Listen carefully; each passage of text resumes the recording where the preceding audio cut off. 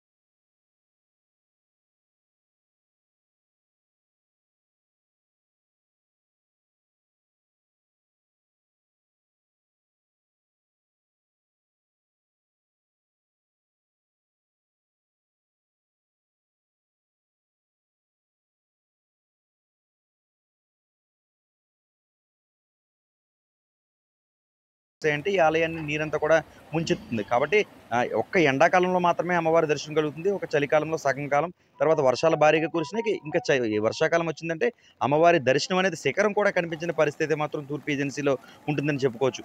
ఈ ఏడాది వర్షాకాలం ప్రభావం ప్రారంభం కావడంతో గత కొన్ని రోజులుగా కురుస్తున్న భారీ వర్షాలకి ఇప్పటికే నదీ పరివాహక ప్రాంతాలు కావచ్చు, అక్కడున్న జలపాతాలు కావచ్చు, ఇవన్నీ కూడా పొంగి పొర్లుతున్న పరిస్థితి కనిపిస్తుంది. ముఖ్యంగా గోదావరి పరివాహక ప్రాంతం అంతా కూడా అటువైపు భద్రాచలం నుంచి వచ్చే నీరు ఇవన్నీ కూడా పొంగి పొర్లుతూ ఇటు తూర్పు ఏజెన్సీ నుంచి రాజమండ్రి గోదావరికి చేరుకుంటుంది. ఇప్పటికే రాజమండ్రి గోదావరిలో నీరు కూడా రంగు మారిన పరిస్థితి నెలకొంది. దాదాపు మరొక 15 రోజుల్లో ఒక భారీ తుఫాను కూడా ఉందని ఇప్పటికే వాతావరణ శాఖ చెప్పిన పరిస్థితి నెలకొన్నాయి. ఇప్పటికే గోదావరి అంటే రాజమండ్రి గోదావరి కూడా నీరు భారీగా ఇప్పుడిప్పుడే నీరు చేరుకుంటున్న పరిస్థితులు నెలకొన్నాయి.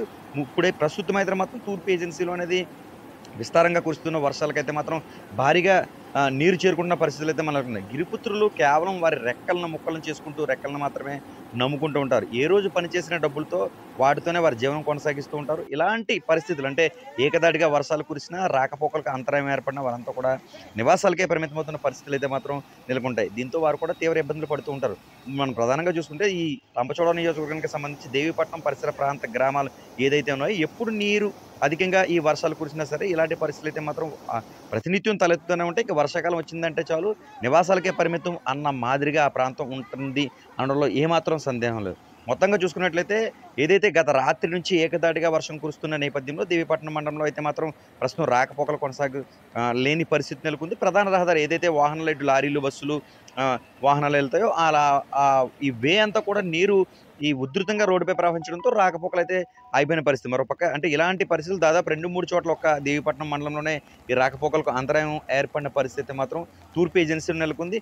మరోపక్క ప్రజలు కూడా ఇటువంటి సమయంలో ముఖ్యంగా ఈ భారీ వర్షాలు కురుస్తున్న సమయంలో వాగులు, వంకలు వంటి ప్రాంతాలకు వెళ్లకుండా ఉండాలని సంబంధిత అధికార యంత్రాంగం కూడా సూచిస్తుంది. ప్రస్తుతం వర్షాకాలం ప్రారంభంలోనే ఒక ఊపు ఊపుతుంది భారీ వర్షాల నేపథ్యంలో తూర్పు ఏజెన్సీ అంతా కూడా ఈ వాగులు వంకలతో పొంగి పొరులుతున్న పరిస్థితి అయితే మాత్రం నెలకొన్నాయని చెప్పుకోవచ్చు. ప్రస్తుతం ఏదైనా జాగ్రత్తలు కూడా తప్పనిసరి. పొంగుతున్నాయి కదా, చిన్న లోతే ఉందని ద్విచక్ర వాహనాలు వెళ్ళారా, అంతే సంగతులంతా కూడా మనం చెప్పుకోవచ్చు. ఈ మధ్య కాలంలో వైరల్ అవుతున్న వీడియోలు కూడా అనేకమైనవి ఉన్నాయి.